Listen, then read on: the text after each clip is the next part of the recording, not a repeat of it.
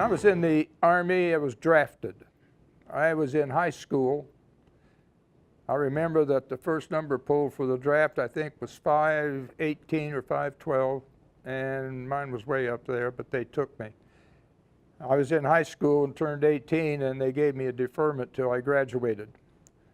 So I graduated in June, went to a commencement party, stayed up all night, went to the train station the next morning, caught the train, left and went to Camp Atterbury, Indiana to get in.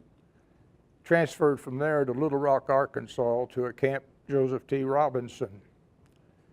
Our basic training started, and they were training us for jungle warfare. But then the war ended in August, and so they transferred, and it started getting a little easier. And the cadre there had us busy all the time. They had a large, I couldn't figure out how they found such a flat space in the Ozarks. But the drill field was big, and they had rocks at one end, rocks at the other, and you drilled. But our thing was to pick rocks up from one end and carry them to the other end. When we got done, we picked them up and took them back, you know. So it was a training. I finished my basic training and went through Fort Dix. The Merchant Marine at that time, since the war was over, they weren't going to sail during the Christmas holidays, so I spent 3 weeks in Fort Dix, and they gave us passes. We'd go to New York and so forth, so it was easy service there. Got on a Liberty ship, went across the Atlantic, and we pulled into Le Havre, France. There we caught trains to go, and the trains were the 40 and 8. They were wooden boxcars, wooden floors. They had a wood stove at one end.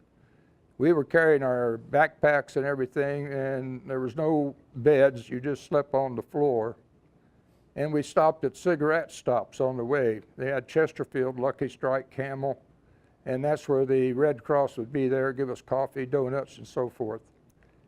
But the guys were getting so cold, it was freezing in Germany in January, so they were tearing the floorboards out of these boxcars and throwing them in the stove to keep warm.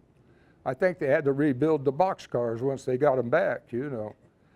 And they also, the train moved so slow, they'd jump off and grab the coal and throw it back into the boxcar so they could throw that into the stove. So it was an experience just going through. We went to Nuremberg. We didn't know where we were going to end up, but it finally ended up in Bremen Enclave. The Bremen Enclave was a debarkation port at Bremerhaven. And we had the English on the west and the Russians on the east. And this enclave was like 30 miles long, 30 miles wide from Bremen to Bremerhaven. We stayed at a camp called Camp Groom, and it stayed in barracks there, were SS barracks. They were brick, very nice. Then we put us on guard duty. I rode in a Jeep, and they stored the gas in the Autobahn in Germany. They had fence all around it, and we had to pull guard duty. And right around this gas dump, as we called it, we had 4 on, 4 off. Well, it got so tired of running that guard duty and not getting more than 4 hours sleep at a time. So they came through one time, they said, "We need some volunteers." I said, "Well, I'll take it, whatever it is, I'll get out of here." They told me that the orderly at the officers' quarters was going on furlough, and they needed somebody for 2 weeks to take his place. So I said, "I'll do it." So I went there. I don't know what they ever did with the other orderly. He never showed back up again. I stayed there and worked for like 7 months in the officers' quarters, making sure the quarters were cleaned and everything, and ran food thing for the colonel's mess. He lived close by. And this guy never came back from furlough, and they just kept me there. Well, the 78th Division, of which I was a part of, they had a roll call because they were going to deactivate the 78th and bring in the 29th. So they had a roll call, and I had to go in for roll call. I went in for roll call, and they called my name. And I said, "Here." And the lieutenant came up to me, and he says, "Where have you been?" He says, we have you down as almost AWOL. I said, yeah, I've been working at your quarters. I said, I've been there. Oh, yeah, that's right. I remember seeing you now. So, you know, it's just, that's basically all my experience in the service, and I was in Germany. So, anyway, then coming back, I picked up a little dog while I was over there, keep me company in the quarters, and I decided to bring it back. Well, coming back, a lot of these guys had dogs, and they got them as pets. So they decided to bring them home.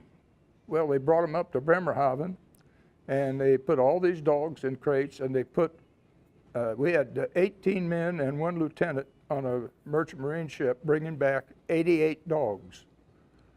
And we had to take care of the dogs, and the dogs ate better than we did. I mean, we had sea rations, and the dogs were getting this meat, you know.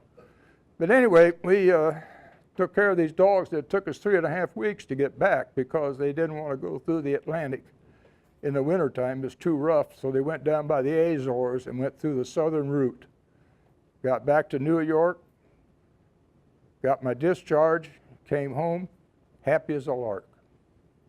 That's my service.